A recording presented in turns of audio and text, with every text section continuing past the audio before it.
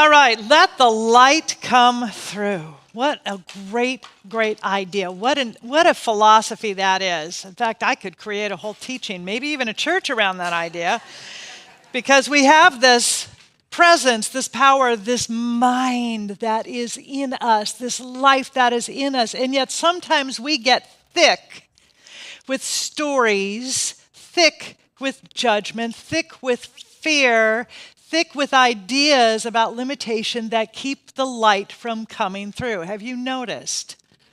Do you know the one in you that is standing in the way of the light so that it is not coming through? Because when we block that light, then we don't have access to hope, to joy, to possibility, to inspiration, to loving relationships, to abundance, to all of that, because we are not allowing the light, which is perhaps the best metaphor for wisdom, we are not allowing it to come through. So right now we are on a journey to Jerusalem. I'm not sure if you know that, and if you didn't pack anything, it's okay. I think we all have enough baggage anyway, so don't worry about it. But we are on the metaphorical journey to Jerusalem because as we are going towards this Easter experience, which comes up in a couple of weeks, there is this metaphor of the journey that the teacher Jesus, our spiritual elder brother, the great example, not the exception, that he was on this journey to Jerusalem. So last week we talked about it, and we talked about how do we navigate by peace? How do we set up that compass? How do we know that our true north, peace, is that which we are aiming towards? And so we talked about a few things. One of the things we talked about was reclaiming that which we have perhaps either consciously or unconsciously let go of or handed away. We have given away. And when we give something away that can create more story, then we have lost our power. And the thing we talked about, I gave the example of when I was in the park with my dog and I saw a guy wearing a red hat with the letters MAGA, and I immediately was hostage to a hat. And I thought, that's pretty crazy. It's fabric. So I had to come up with a new way of looking at those letters. And we talked about it last week. Meditate, affirm, gratefully allow. Meditate, affirm, gratefully allow. Meditate, affirm, gratefully allow. Meditate, affirm, gratefully allow. Whew. I have been doing that all week, and mostly it's worked. Okay, a little bit it's worked. Jerusalem is the metaphor. Jerusalem metaphysically means habitation of peace. That's why we are navigating by peace. Our year-long theme, by the way, is the spiritual journey. And so we are constantly navigating. And this journey to Jerusalem, this place of peace, is not geographical, but it is indeed spiritual. It is indeed emotional, and indeed it is physical. Because when we are not in this place of peace, chances are we're in a place of fear, or we're in a place of anger. And you know the rule, two things cannot occupy the same place at the same time. So we want to be able to excavate all of that stuff, all of the story, all of the judgment, all of the walls that perhaps we think are protecting us or are somehow serving us. We want to eliminate those walls so that we can move forward into that place of peace. Now, story is really interesting. Story is interesting. Brené Brown talks about this, and one of the things she says, and it is my mantra all the time, is the story I'm telling myself. The story I'm telling myself. So the story I was telling myself about the guy in the hat was that he was probably really narrow-minded and mean or something. I don't know what, that he kicks puppies. I don't know what I was telling, but it wasn't loving, and it certainly wasn't true. Because at his core, at your core, at our core, is that Christ-centered, that wisdom-centered, that light, that peace. Now, there might be a story you're telling yourself right now, right here, about our screens. Are you telling yourself, see, we have a double image there. That's interesting. Now, I hear stuff. And I think the story I think is most interesting is that, well, you know, Sydney, she just loves to be the center of attention. So now she's got several of herself up there. I want to give you some foundation and context so that you can tell yourself a new story. Because otherwise, I know it's going to get in the way of you hearing anything I have to say for the rest of today. So when Ricky Byers was here a few weeks ago, we thought, wow, we're going to have almost 300 people in this room. And a lot of them will end up, because it's California and people don't get here on time, they're going to be in the back. We want to make sure everybody can see. So we really worked like several 24-hour days, and Andrew Tinker was right behind it, and so was Doreen. Our AV team, they were like on it so they could make sure this worked, that we could make Ricky accessible to people in the back. And a lot of people just want to sit in the back, but this way you could see Ricky. You could see her face. You could see her speak. You could see her sing, not just hear. And then we had a benefit that came out of that, which was fascinating, something none of us expected. Someone came up to me and said, you know, I have hearing issues, and often I don't hear well. I have hearing aids. And I thought, well, that's interesting, because we do have people here who are deaf or have hearing challenges. And so this person told me, since you have that screen up there, I can see your face. And now instead of only hearing 70% of the talk, I'm hearing 100% because I can read lips. So in our intention to be unapologetically inclusive, I want you to, if you're telling yourself a story that Sydney just loves to have a lot of herself around, would you be willing to tell yourself a new story that we are trying to make everything we do as inclusive as possible and available and accessible? And if you're only telling yourself the story that Sydney does this, but gosh, it's great to see a lot of Skip, then I want you to look at that too, because it's not just the men who embrace patriarchy. I'm just going to leave that one there. Okay. So, because I love Skip and I want to see a lot of him. So we are moving into Jerusalem, and the thing that we used last week as the navigational phrase was a quote from Martin Luther King Jr. True peace is not merely the absence of tension, it is the presence of justice. Not merely the absence of tension, and you can substitute almost any word in there. It's not merely the absence of fear, it is the presence of love. It's not merely the absence of anger, it is the presence of compassion. You can use that how you want. And right now we are at such a precious point in our history, in our country, that I think that justice is a really salient word for us to use. I think it's important. So again, that true peace is not merely the absence of tension, it is the presence of justice. That's the quote that has been occupying me and I've been working with for quite a while now. And I want to tell you something that I don't usually say from up here. I am afraid. Oh God, that felt good. I'm afraid. Now, not in the abstract, theological, we all face our fears kind of way that ministers get to say from the pulpit. I mean, actually bodily waking up at 3 a.m., kind of, oh my God, what's going to happen to us next? Afraid. For 16 months, and I'm probably going to make some of you uncomfortable, it's my job. Since November of 2024, I have been watching something happen to this country that I don't have comfortable words for. I have watched the guardrails of our democratic life be systematically dismantled, and not quietly, not gradually, but in plain sight with apparent pride. I am afraid about that. I am angry. I feel helpless. And the thing that frightens me most, more than anything else, is that this happens before I even look at my phone in the morning. I keep watching people handing over the freedoms with both hands. That disturbs me. These are freedoms that belong to us. Freedoms belong to them. Freedoms that their grandparents marched for, fought for, and in some cases died for. Freedoms that once surrendered don't come back on request. And they're handing them over in the name of taking freedom, and this is the big one, from others. Because when you think that somebody else is the villain, that makes you the victim. We talked about the drama triangle last week. And then there has to be a hero who has to come in and save you.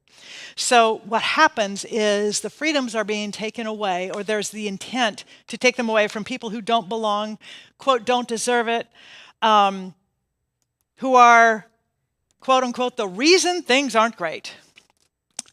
And this is what history teaches us every single time without exception. The category of the other always expands. Always expands. Now this, I'm not talking politically here. And if it feels like it, then so be it. I am talking about the human, civil, spiritual rights that we all come into this planet, that this country represents for us, and that we must always serve to care about for ourselves and to protect and to make sure that we are honoring for each other, for ourselves, and that we are absolutely holding them as that compass, right? That place of peace.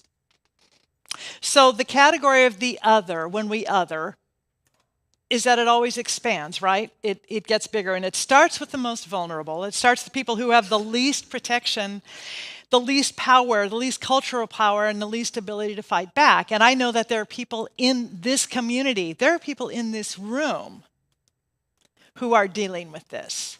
And so we seek to be unapologetically inclusive, to be as compassionate as we possibly can, to find those places and spaces where we can expand, where we can grow, and where we can challenge ourselves to be always more open, always more peace-giving, always more light-filled and light-expressing. So it occurs to me that if this is something I've been dancing with for 16 months, and I brought it in here today because I can't not talk about things that are going on. I'd be hypocritical. I think many of you might have been dancing with it too. It occurs to me because if one person is feeling something, other people are too. You know, it's sort of that idea that when you see something on TV and you write the TV station and tell them you like it or you don't like it, the metric on that is something like every letter represents, or now email, represents 1,200 people who don't write that letter, or 1,600. It represents a lot of people. So if I'm feeling it, I'm assuming somebody else might have this too. Some of you have been dancing with this fear alone. Some of you have been pretending you're not dancing at all because it felt too large and too dark and maybe too politically complicated to bring it into a spiritual community.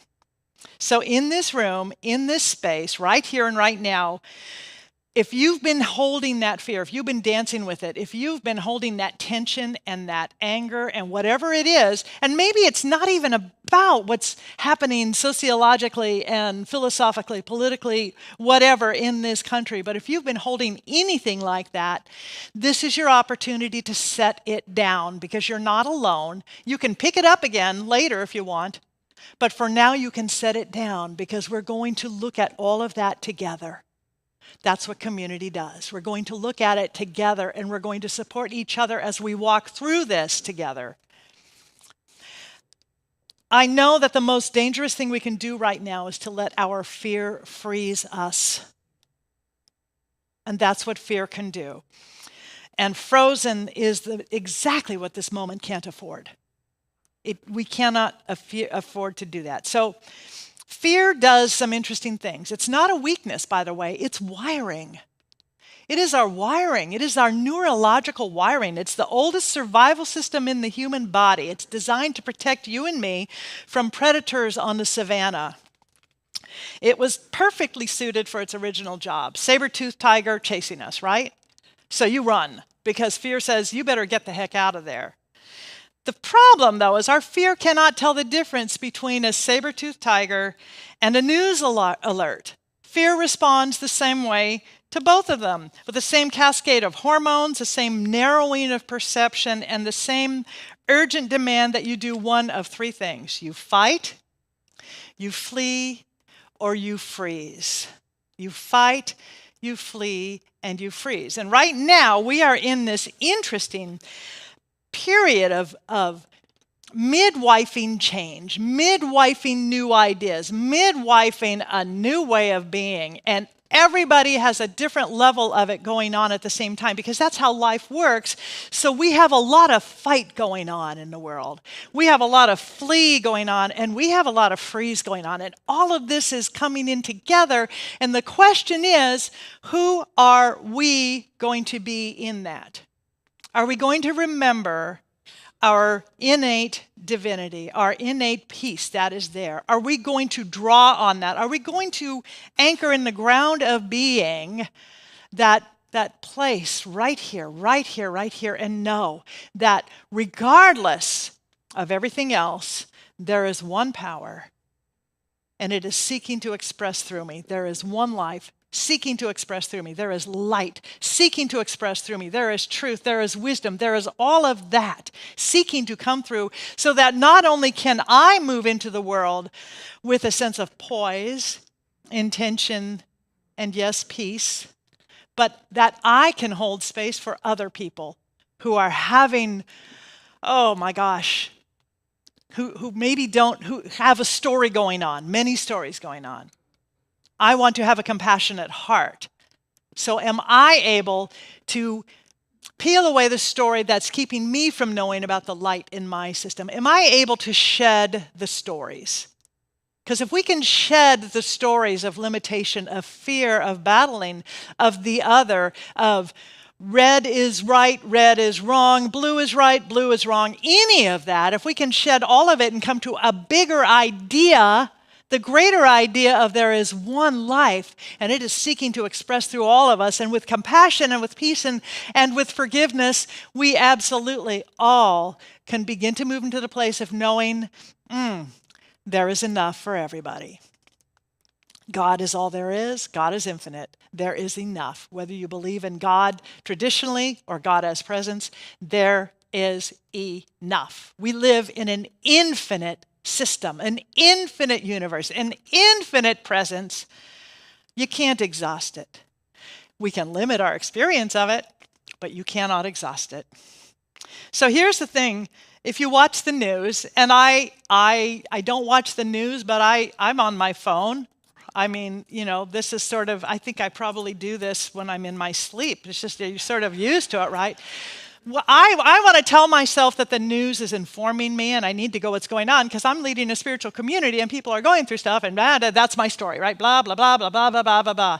Here's the real truth. It may inform, but it's also dysregulating me. It dysregulates us. Now, here's what that looks like. It can show up as fatigue, digestive issues, rapid heart rate, anxiety, mood swings, social withdrawal, substance dependency, brain fog, depression, and numbness, and there's so much more. Anybody? Okay, yeah. When fear takes over, it does 4 specific things. It does freeze us, and it's like a paralysis, the inability to act, the inability to think of something to do because you just feel so stuck, and it angers us. Fear wearing an aggressive costume starts to look for someone to blame. Okay, got that. It saddens us. And this is something that I was talking about this with my husband the other day. I said, I am swimming in this place. I don't do it 24/7, but I am swimming often in this place of anger and sadness. And the anger is that frustrating thing, you know, someone to blame or those people, whatever it is. But the sadness, the specific grief of feeling powerless in the face of something that really matters, right? Or the grief of seeing something change, whether for the better or not. You know, we grieve when we are moving from something that wasn't working to something that was working because we have to move into a new way of thinking, of being, of living. We have to let go. We have to shed the story of the old. Fear closes the future. Hopelessness is fear that is decided tomorrow is already written and the ending is already known. So the question is not whether the fear is real. It is. We feel it. It's real. The question is whether fear gets to be the last word. Does it get to be the last word? Does fear get to make our decisions? Does it determine what we do with our one wild and precious life in this specific, urgent, irreplaceable moment? Does it do that? Some of you might have grown up in the 60s and 70s and remember reading the author Carlos Castaneda, Don Juan, and he taught the shamanic tradition. And he brought this to Western readers, and he taught that every person who is trying to become fully themselves, every person of knowledge, as he calls them, has 4 enemies they must defeat across their lifetime. And that first enemy is fear. It's not the last enemy, it's the first. And it's the most important one to defeat, to understand, and I think to make friends with, to make an alliance with, to understand that it has a role and it's real. Don Juan very clear about what happens if you don't defeat that first enemy. You'd never become what you were meant to be. And it's, as I read earlier, about embracing that full life. That quote I read before we started the whole service. And if you missed it, you're going to have to go back to YouTube and watch it later. But you become instead a careful person, a defended person, a person who almost lived. That is the sadness. Don Juan describes fear as the voice that perches on your shoulder and whispers constantly, be careful, don't risk it, stay where you are. You already know how this ends. That's the voice that we have to defeat. That's the story that we are here to shed. And he doesn't say that the voice is lying. He doesn't say it's lying. And he doesn't say that it's irrational or unfounded or something to be spiritually transcended by people of sufficient faith. He says it's real. And he says the whisper is actually genuinely trying to protect us. And then he says, act anyway. Don't be frozen, but act anyway. Not after. You can't wait till after the fear leaves. Not once you feel ready and not when the conditions are better. While that bird, that voice is still right up here on your shoulder, you act anyway, and you walk toward what you came here to do. What did you come here to do? What is that thing that makes you come alive? We talked about Howard Thurman. We do all the time here. What is that thing which makes you come alive? He says, don't ask what the world needs. Ask, what is it that makes you come alive? What brings you life and energy? Because that's the question that we need to be asking. And if we are so stuck in our fear, then we don't ask the question, or we are so anchored in story, we don't hear what that answer could be. We don't listen for the light. We don't listen for the peace. The only way to defeat that enemy is to move in its presence, not to wait for its permission. So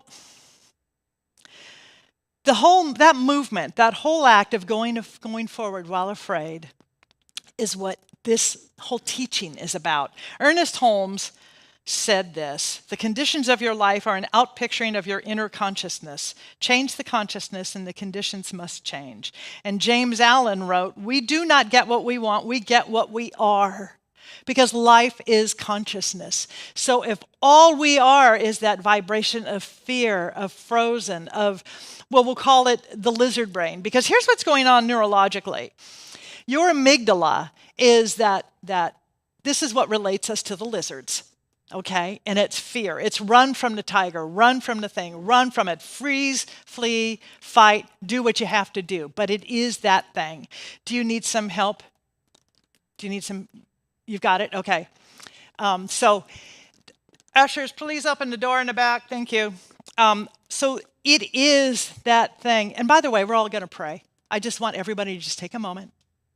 We're going to come into a center of dissolving fear, and knowing that the divine right activity of God is flowing through each of us and surrounding each of us.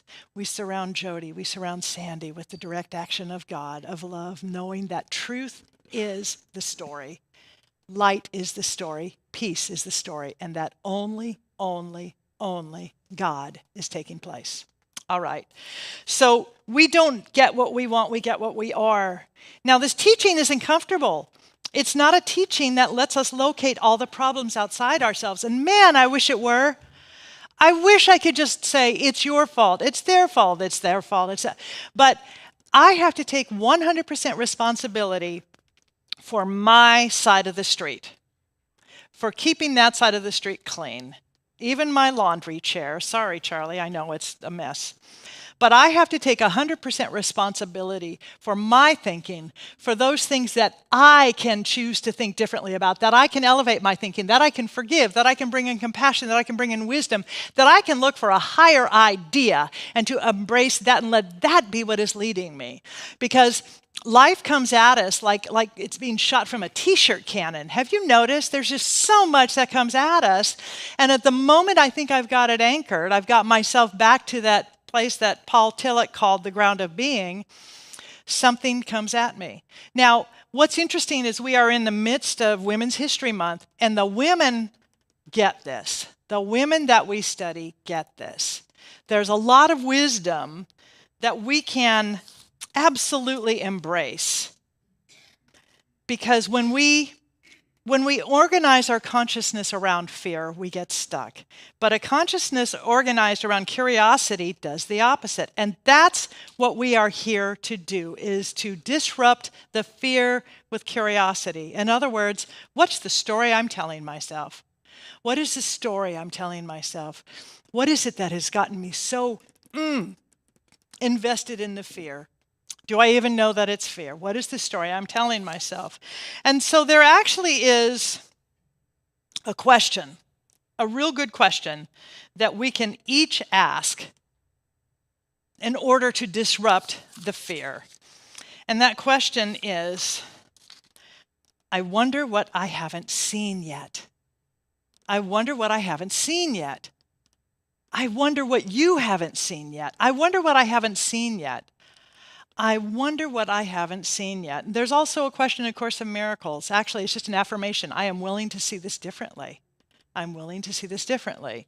Because curiosity isn't the opposite of fear, it's the interruption of fear. So if we can get curious, we stop that pattern. We stop that vibration. We stop that broadcast. We interrupt it. So we're no longer afraid that, oh my God, Sydney really, really likes a lot of herself on the screens. We interrupt that and we go to, I wonder what's going on here. I wonder if there's something else. I wonder if there's a reason we're doing this. Yeah, there's some reasons we're doing this. And because it helps people. And everything we do here is a work in progress, by the way, and we're always developing, we're always going forward. But I wonder what I haven't seen yet. So when we get curious, we don't make the fear disappear necessarily, but we reopen the future that the fear has sealed. We reopen the possibilities for navigation. We have agency again. We're no longer frozen. And as I was saying, the women who belong in this conversation, Maya Angelou, who knew something about living under threat that a lot of us have not ever had to live under, said this: you may not control all the events that happen to you, but you can decide not to be reduced by them. We don't have to be reduced by what's going on. We don't have to eliminate all of the hard stuff, but we can refuse to be made smaller by it, right? Brene Brown, again, owning our story and loving ourselves through the process is the bravest thing we'll ever do. In other words, we can either walk inside the story, inside what's happening, and own it, or we can stand outside our story and hustle for worthiness, which I think a lot of us do. Fear keeps you outside your story. Curiosity walks you back in. And the person who is inside their story, who owns it, who is not running from it, and who asks, I wonder, instead of I already know, is the person who has agency and has power and who can act. Toni Morrison said, you want to fly, you got to give up the stuff. That's not what she said. That weighs you down. Because the fear is the weight, the curiosity is the release.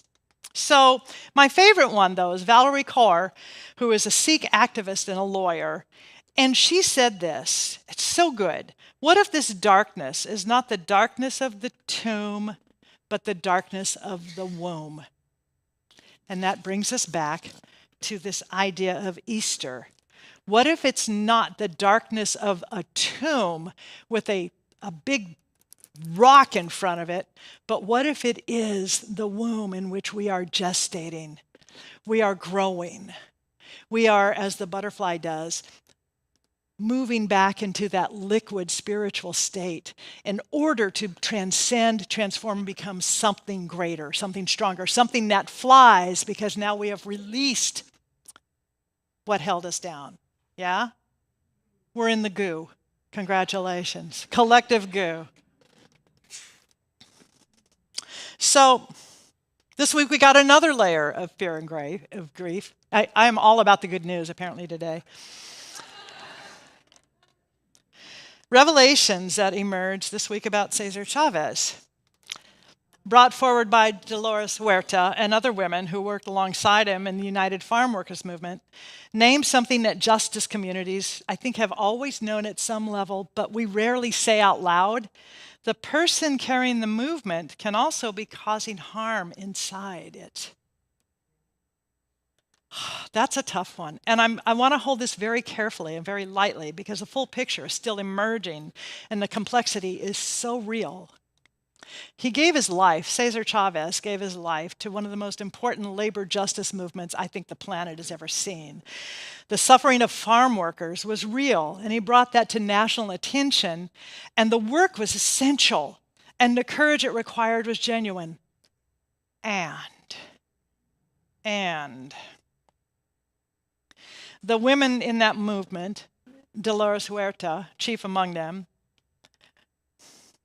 Dolores was there from the beginning. She was doing equal or greater organizational work, and her contributions were systematically minimized, but now they're telling a fuller story, which is how gestation works. That's how midwifing and the womb works, because we don't all get born at the same time. We don't all come into an awareness at the same time. We don't always awaken to that light within at the same time. And thank God, because it would be overwhelming, and I don't think any of us would be able to get up from a fetal position and go out into the world. But the story includes harm. It includes specific betrayal of women by a man who was simultaneously fighting for justice for workers. This is not new. The pattern isn't new. It has happened in the civil rights movement before, in the suffragette movement, in the labor movement, in religious communities, absolutely, in progressive organizations, in spiritual centers. And sometimes the people who are most passionate about justice for some people are not automatically practicing justice for all people.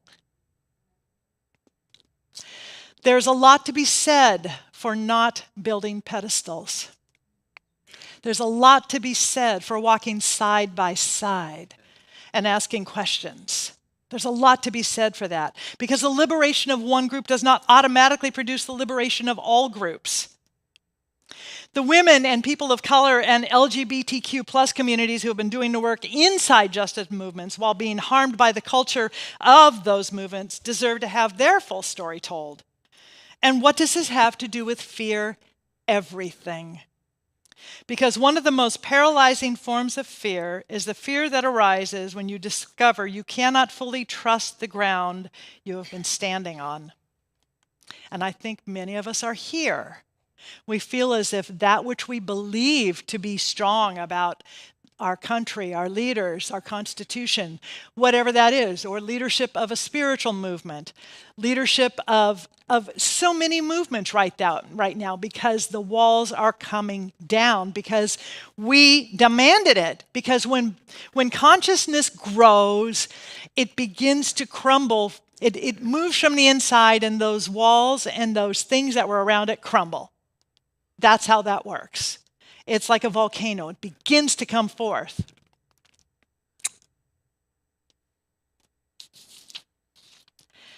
Fear does not have a clean solution, and it doesn't resolve with a single Sunday message or a single week's practices. But what it requires is the willingness to keep moving, even when the ground that you have trusted has shifted. I mean, hell, we live in California. We get earthquakes, so we know what that's about. We know what happens when the ground shifts. And it requires the willingness to hold both things at once: the genuine good that was done and the genuine harm that was caused, without collapsing into Either one, either uncritical hero worship or total cynical disillusionment. So can we hold those without collapsing, without giving up our agency, our knowing of who and what we are? We are divine beings. We are spiritual beings in a spiritual universe governed by spiritual laws. And the more we awaken to that, and the more we awaken to it collectively, you bet that walls are going to fall, heroes will tumble, truths will be revealed, because that is what happens. Truth sets us free. It sets us free from the limitation, from the pain, and it sets the light free and allows it to come forth, because we are here to dismantle those stories, the stories that have been keeping the light like this. It's time to shed them. It's time to really, really shed them and become curious about what it is we have believed. And do it about this teaching. Absolutely you should, because until we have really weighed and looked at something, how can we believe in it? How can we believe in it? Ask the questions. You know, Dolores Huerta is in this moment a model of being able to hold all of that without collapsing. She did not erase what she built. She didn't pretend the harm didn't happen. She told the truth. And at 94 years old, she's still telling the truth. She's still building. She's still moving forward. And she's still refusing to be frozen by either the betrayal or the grief. And that's what the road to Jerusalem looks like. That's what the road to Jerusalem looks like. That's what navigating by peace looks like. It's what it looks like to keep walking when the ground is uncertain. We must keep walking. We must keep moving. But the first thing we have to do is go within, because if we want to hold the complexity, to hold the truth, to live according to that, we must first go within. Go within. Go where? Thank you. Go within and invite ourselves to remember that there is one power, one presence. One power and one presence. And to know that we are that demonstration of it. And I have one more specific practice for you besides the idea of asking the question. You know, what if there's more? What if I don't see all that's going on? What if there's something more here? What is going on? What if I don't see everything that's going on? What if there's more to see? Besides that, this is a practice of specific gratitude, and you can do it first thing in the morning before Sydney looks at her phone. Not generic gratitude, not the Hallmark card kind of gratitude that says, oh, I love life, it's so good, but specific gratitude this week. And it's particular, it's detailed, it's so rooted in the actual texture of your actual life that it forces your consciousness to be present to what is real rather than what is feared. And here's what it looks like. We are practicing a perception. We're going beyond the feeling because we don't want to organize around that fear. So here's what it looks like. Specific. Before fear gets the first word in. 3 specifics. Not, I am grateful for my friends, but I am grateful for the specific way Doreen Remo and Terry Prince made me laugh in the office on Thursday afternoon when I was getting ready for our monthly board meeting. That's a specific, and man, it's absolutely so. Not, I am grateful for electricity, but I am grateful for the hot coffee that was ready for me when I woke up this morning and that my husband brought to me. Oh my God, I love my coffee. I love it. I really love it. I haven't talked about coffee before. Okay, so we've got more chapters. And how about not, I'm grateful for this community, but I am grateful for the specific face of some of you who showed up today, even though I know that you are carrying some heavy life stuff. I know that because your showing up reminds me that courage is contagious. And I know that some of us are going through some heavy stuff. I really know that. So the specificity is not decoration, it's the practice. It's the practice. When we look at those unremarkable details of our lives, our daily lives, that's where the divine lives. That's where the divine lives. And we do that, and we begin to anchor back to where the solid ground is. Because the solid ground, the ground of your being, is right here, right here. So, your practice for the week, is to ask the question, I wonder what I haven't seen yet. I wonder what I haven't seen. I wonder what you haven't seen yet. I wonder what I haven't seen yet. And 3 specific gratitudes every morning before the phone, before you scroll, every morning, because we all need to remember we are not too small and this moment is not too large. We are not too small. This moment is not too large. We want to know that we can change by starting here. We start here. Because true peace is not merely the absence of tension, it is the presence of justice. It is the presence of love. It is the presence of compassion. It is the presence of peace. It is that light. And man, we need to remember it because we're on the journey to Jerusalem. And we all kind of know what's coming next, right? Jerusalem, Jesus. Yeah, there's stuff. You get on a donkey that symbolizes resistance and you go into Jerusalem and you thought it was all going to be really good. Surprise, not so much. We are on this journey and our Jerusalem actually is peace.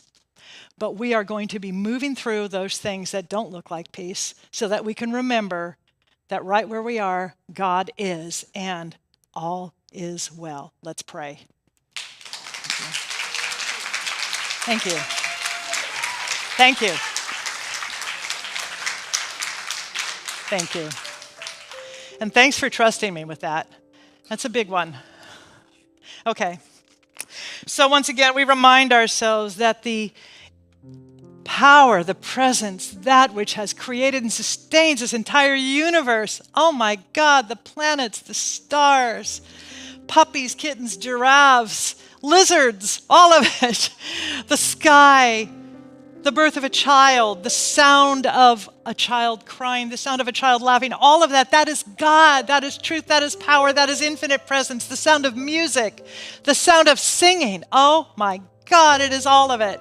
We remember that that is where we live and move and have our being, and it lives and moves and has its being within each and every one of us. So I speak my word from that true knowing and acceptance of oneness, oneness, oneness, not two-ness, but oneness, that right where we are, God is. And life is coming forth because we court it, we cultivate it, and we say yes to it.